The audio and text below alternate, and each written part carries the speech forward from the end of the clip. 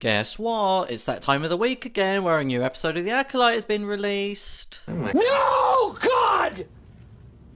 No, God, please, no! No! No!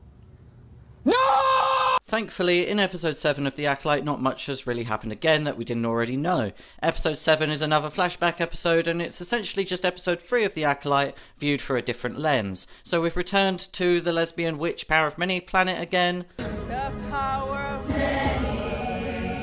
Where the Jedi have turned up to take May and Osha away from the lesbian witch community. Whereas in episode 3 we experienced the episode through the point of view of the lesbian witches, in episode 7 we followed it through the point of view of the Jedi. And immediately there's a problem by just explaining what episode 7 is about, and it's a problem a lot of Disney Star Wars TV shows have, and they're just wasting our time. They're just doing everything they possibly can to drag out this series for 8 episodes. They should have just mashed episodes 3 and 7 together, showed us the point of view of both sides, the Jedi and the lesbian space witches, and just called it a day so that we can just, move on with our lives. Look, you've come to a channel called The Blunt Judge, so I'm just gonna put it bluntly. You know that Soul Guy or Master Squid Game? Yeah, you know him? Well, there's no other way of putting this. He's a... I can't say. He's a nonce. And now I'm gonna try to explain why.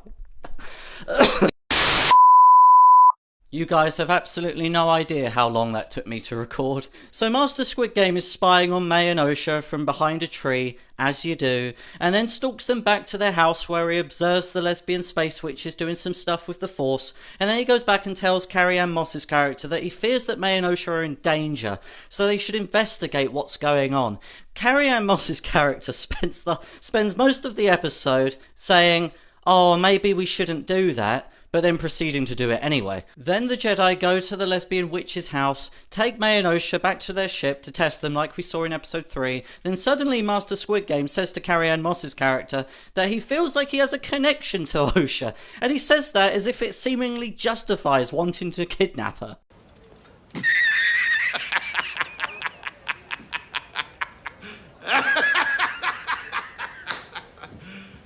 You serious? And then Master Squid Game says to Moss's character while intensely rubbing his thighs, "Oh, I really want Osha as my Padawan.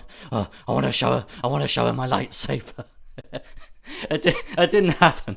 That didn't happen, by the way. Anyway, a bit later on, the Wookiee Jedi has gone absolutely berserk. I think because the lesbian witches are controlling the Wookiee's mind.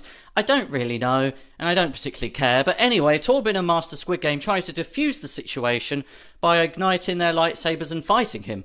But hang on a minute, I thought a Jedi only ignited their lightsaber if they wanted to kill someone. A Jedi doesn't pull her weapon unless prepared to kill. Ah, never mind, who cares? Anyway, credit where credit is due. I thought that specifically the choreography in this fight between the Wookiee and Master Squid Game and Torbin was actually rather good. Impossible.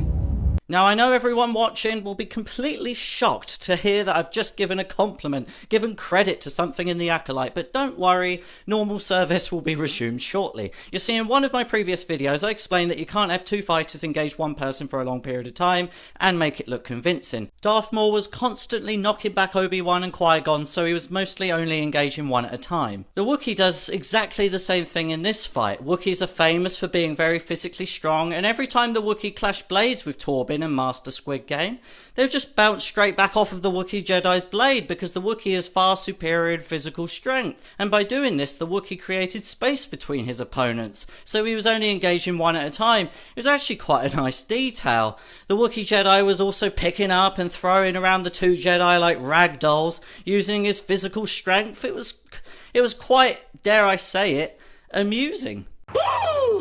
But of course, all of this good choreography came crashing down in how this fight ends, because when the Wookiee is choking the life out of Master Squid Game, Carrie-Anne Moss's character comes to the rescue by taking down this incredibly powerful Wookiee with her crotch. Oh, come on! Yet another not so subtle reminder that men suck and what you really need is a woman to get the job done. Look, I'm just going to end this video by saying that the writers don't even have a basic understanding of Star Wars. Actually, they don't even have a basic understanding of storytelling. They don't even understand the characters they've written. They don't even know how the Force works. They don't even know that the Jedi are supposed to be the good guys. But we do. The Jedi are the good guys. Enough said. I am a Jedi, like my father before me.